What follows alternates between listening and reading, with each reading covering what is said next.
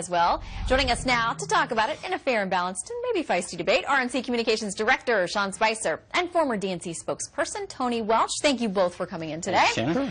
All right, Sean, well, PolitiFact rates those claims in the ad about Massachusetts being 47th in job growth as accurate. So if that's the case, why does Mitt Romney deserve to become president? Well, let's look at those facts. When he entered office, Massachusetts was 51st in job creation, behind the District of Columbia and every other state. When he left office, it was 30th. So he moved up 21 spaces. I think that's a pretty good record. He left office, and the unemployment rate in Massachusetts had dropped from 5.6 to 4.7%. He turned a budget deficit into a budget surplus, and the average wage for everyone in Massachusetts had gone up. I think that's a pretty good record. So we're willing to put that record up against the current president's record when it comes to lack of job creation nationwide, massive debt, etc. So I think we've got a really good contrast this November. All right, speaking of contrast, we saw the ad going after Romney's record, so let's take a look at the RNC ad that goes after the president. We're now seeing some headwinds. Headwinds, some tough headwinds. One of the headwinds that the economy is experiencing.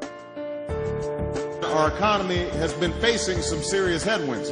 We're facing some tough headwinds. Obviously, we're experiencing some headwinds. The economy's experienced. All right, so that's a look there. Tony, what does the president do with his record and the fact that a lot of people say he's not willing to accept any of the blame 3.5 years into his presidency for where we are right now economically? I think you talk about exactly what's happened. You point out that the economy has gained 4.2 million jobs and gained jobs over 27 consecutive months. You talk about exactly the Republican Congress's response to this. If Mitt Romney wants to attack on jobs, that's fine. But point out that it's the Republican Congress who refuses to pass the president's jobs bill. So if you want jobs to be created, then you'd think you'd be for a plan that would add 1 million jobs to the economy. And you think you wouldn't make one of your attack lines that the president wants to hire more teachers, more firefighters, and more police officers. But just last week, that's what Mitt Romney said. He said that that was a bad thing. So if the economy is leaking jobs in the public sector, how is it that you can complain about that while saying you want to cut jobs in the public sector? That doesn't seem to make any sense. Well, I'd say,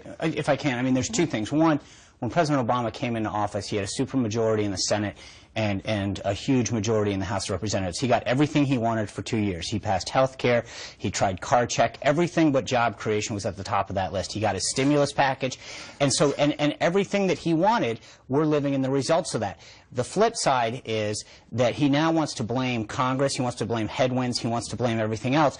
And then on Friday, the comments that Tony was referring to, what he said was, we don't have the private sector's in good shape. It's the public sector that needs help. And I think that to the average American, they're sitting back there saying, wait a second, you're saying the private sector's fine, we need more government. I don't think that's the direction Americans want to go in. Tony, do you think that was a misstep or something the president did intend to say, that the private sector is doing fine? Do you think that if it was intentional, he thought about how it may be played? I think it was clear that the president didn't say what he meant in the sense that he clarified it later. The president himself did. And the point, of course, was this.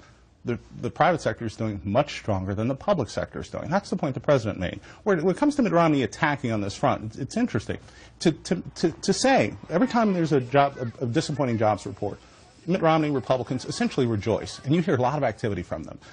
But what we can't figure out is, why does it end in complaints? Why is that it? Why doesn't it extend to the plans that the Republicans want to do to create jobs? As Mitch Daniels said today, Mitt Romney isn't going to be elected president if he can't offer the American people how he would be more than just the anti-Obama. There's more. And I can tell you, you don't look any more out of touch than when you say we don't need more firefighters, we don't need more police officers, and we don't need more teachers. You can't look any more out of touch. And I can't paint Mitt Romney as out of touch, but I don't have to. He's the one wielding the brush.